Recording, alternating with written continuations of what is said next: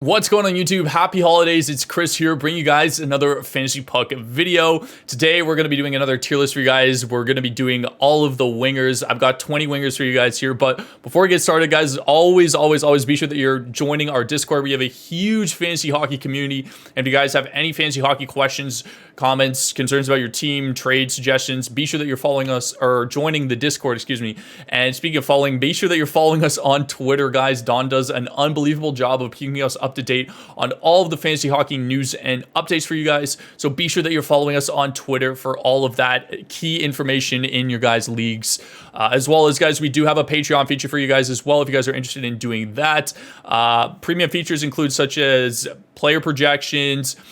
We just added a premium feature to our Discord as well too. So if you guys are a Patreon member, you guys get priority over questions and stuff like that as well. There's an entire premium section for you guys built into Discord, as well as things like our trade analyzer is very popular amongst Patreon users. So definitely be sure to check that out as well.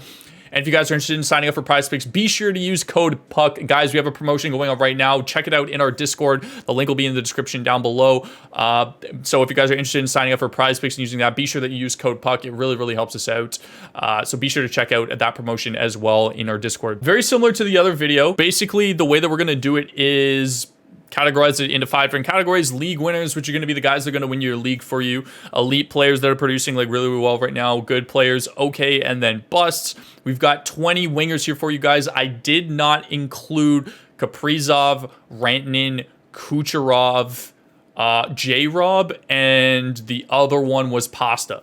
Just because those 5 are obviously like league winners, like they're the first round picks. There's the elite of the elite. They're always consistent. They're producing really well right now. And Pasta and J-Rob are going absolutely nuts. So they're obviously league winners for you guys right now. So this is, even though there's some players in here that technically have more points than like some of the players that I mentioned in that those 5 wingers that I'm not including, I kind of wanted to deepen the list a little bit and get to some of the deeper guys. Even though like the majority of these players are all very good, we're going to categorize them for you guys. But let's start things off with Johnny Gaudreau. You know, Gaudreau's been pretty solid this year. You expect him to be over a point per game. He's got 31 points, which he is. He's got 83 shots, which is solid, but he doesn't really hit, doesn't really block. So I'm going to put him in the good category. I think Gaudreau's been solid. Can't really complain about his production. Like, he's pretty much what you expect out of him. Up next is Kyle Connor. Similar to Gaudreau, he's had like a slow start. 30 points in 28 games now. 96 shots on the year. 12 power play points. Like, the guy's been good.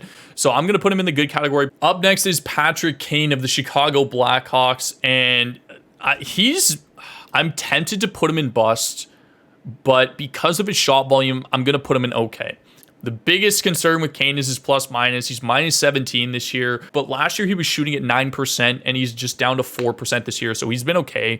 I think that's justifiable. Up next is Timo Meier of the San Jose Sharks, and if you guys were smart and bought low on him when he didn't have a goal for the first 2 weeks of the season, you have definitely paid dividends on. Second highest shot rate in the NHL, 2 behind David Pastrnak right now. He's got 27 points in 31 games, which, you know, he's not really over a point per game player, but it's justifiable that he's a league winner for me just because of how crazy high his shot volume is and his hit volume. He's got 66 hits already so far this season with 9 blocks, 8 power play points, and 14 goals. He's definitely picked it up. His shot rate is absolutely insane. Speaking of high shot volume, William Nylander is at it again, guys. 100 shots on the year already, 17 goals, 16 assists, and 13 power play points. This guy's an absolute machine. He's within the top 10 in terms of goals in the NHL right now, same amount as Crosby and Kaprizov. So for me, he's a lead. Really, the only thing that would separate him and Meier is just the fact that he doesn't really hit that much. Up next is Alex DeBrincat of the Ottawa Senators. 9 goals, 15 assists for 28 points on the year, 98 shots, 14 power play points, and 37 hits. I think I'm going to have him in good. You expect him to have more than 9 goals. Definitely a buy low for me, and he's an absolute beast on the power play as well too. We're just hoping for that goal total to come up. So he kind of hovers in between good and elite for me so far this season. The biggest thing with him is the fact that he hits as well too. He's got 32 hits on the year. So I think DeBrincat's kind of at the top of the good category. Up next is Zach Hyman, who is just on an absolute tear, benefiting playing with McDavid for sure. He's got 33 points in 29 games with 13 goals already on the season and 112 shots. This guy just turned into a shooting machine overnight. He's also got 9 power play points on the year. So for me, Hyman is definitely in that elite category. Up next is Joe Pavelski, 29 points on the year, 10 goals, 19 assists, 9 power play points, 73 shots, 32 hits, 23 blocks. And if you guys count faceoff, he's got 146 of those. I definitely think he's been good this year, guys. 29 points, a very, very good amount. He hits, he blocks. Just the main difference between him and I think Willie and Hyman would be the shot volume and the power play points. Like Hyman has a similar amount of shot or a similar amount of power play points to Pavelski. Pavelski hits at a similar rate that Hyman does, but Hyman's shot rate and his production just sets him apart from Pavelski.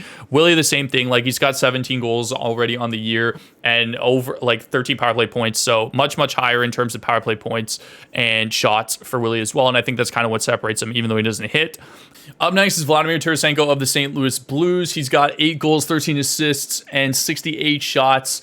32 hits on the year as well, and 6 power play points. For me, he's been okay, guys.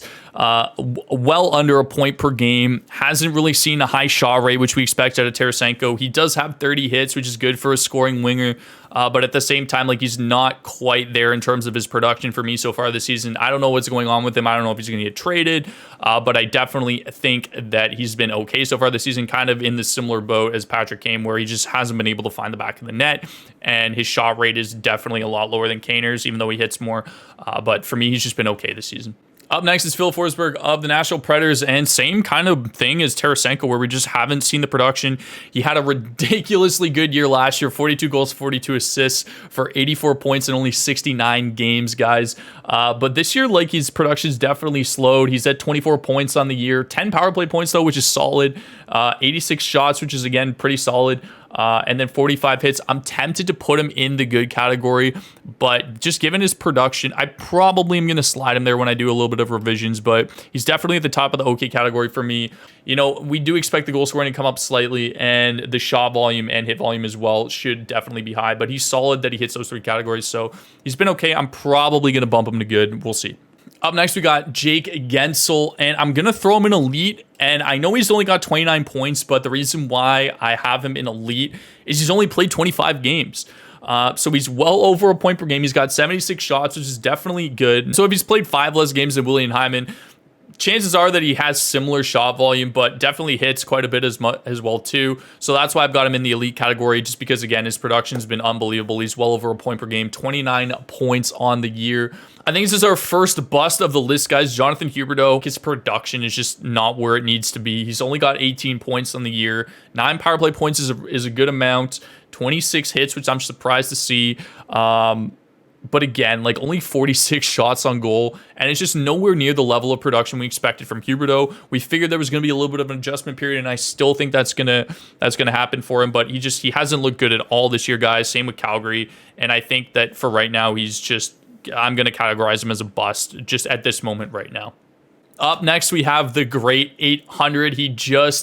He's one off of Gordie Howe. I saw the goal last night, hat trick. Like nothing new for Ovi, I guess. He's at 800 goals now, an absolute league winner. He's a shot machine. He's got 134 shots on the year. He's got 20 goals already for 34 points on the season, guys. And he's just a power play machine as well too. Like 14 power play points already this year. And then top that off with a good 84 hits, which is a ridiculous rate, highest amongst all of these wingers.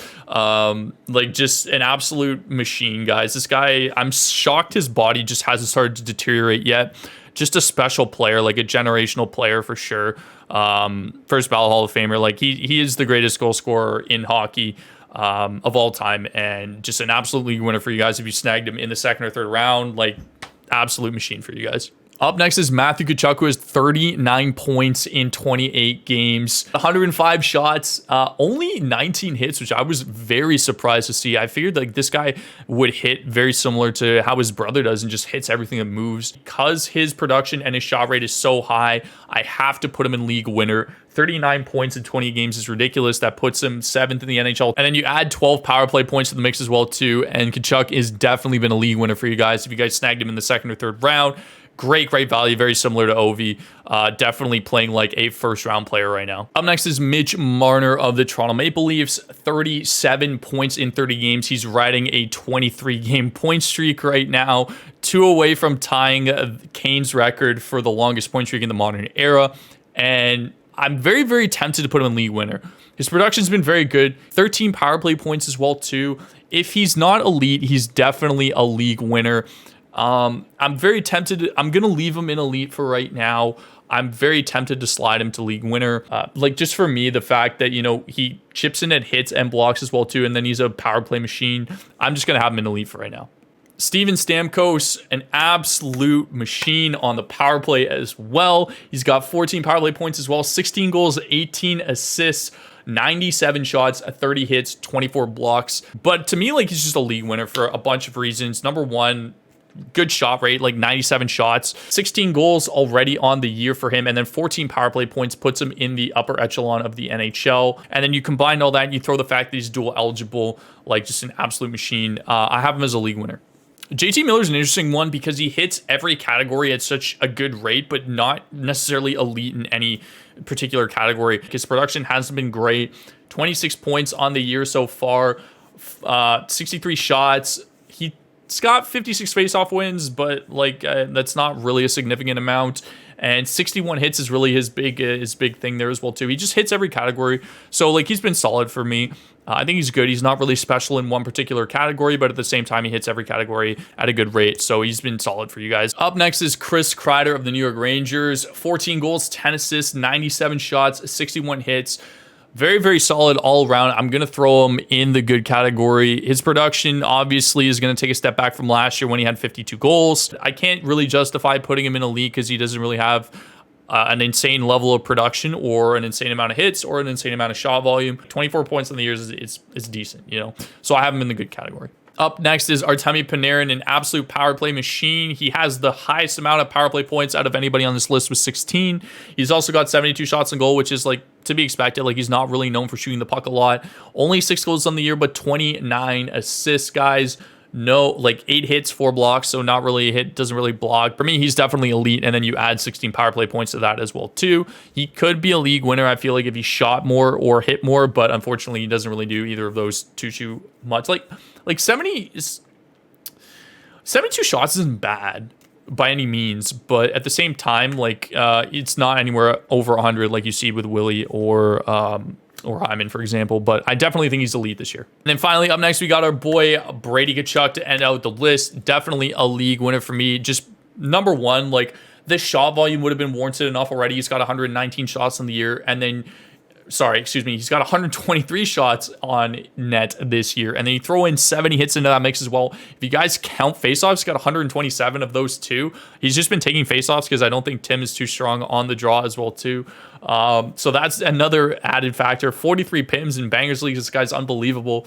And then 12 goals and 19 assists for 31 points on the year, guys. 11 on the power play. He's elite. He's like a poor man's Ovi.